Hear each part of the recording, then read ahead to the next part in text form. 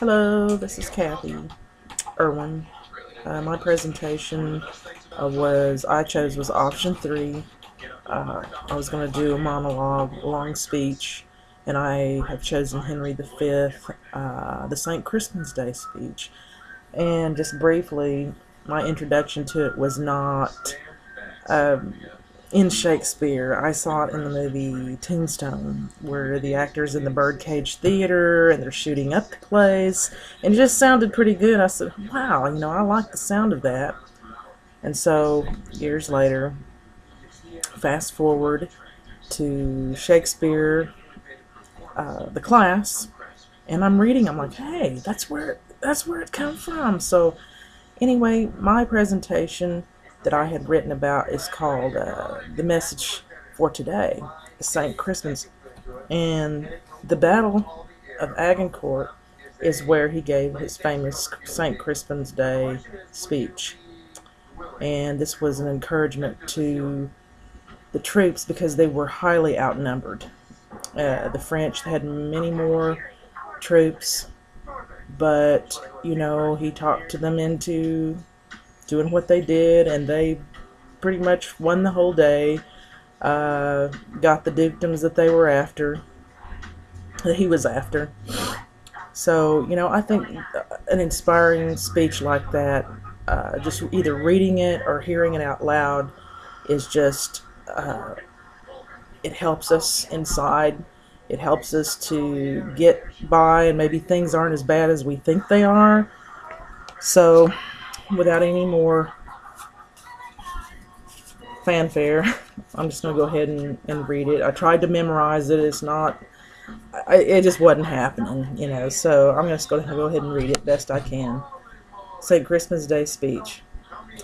If we are marked to die, we are now to do our country loss, and if to live, the fewer men, the greater share of honor. God's will, I pray thee, wish not one man more. By Jove, I am not covetous for gold, nor care I who doth feed upon my cost. It yearns me not if men my garments wear. Such outward things dwell not in my desires. But if it be a sin to covet honor, I am the most offending soul alive. No faith my cause. Wish not a man from England. God's peace, I would not lose so great an honor, as one man more, methinks, would share from me from the best hope I have. Oh, do not wish one more. Rather proclaim it through my host, that he which hath no stomach to this fight, let him depart.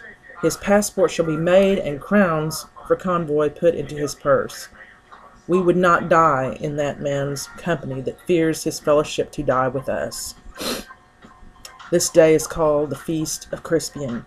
He that outlives this day and comes safe home will stand a tiptoe when this day is named, and rouse him at the name of Crispin. He that shall live this day and see old age will yearly on the vigil feast his neighbors, and say, tomorrow is St. Crispin. Then will he strip his sleeve and show his scars, and say, these wounds I had on Crispin's day. Old men forget, yet all shall be forgot. But he will remember with advantages what feats he did that day.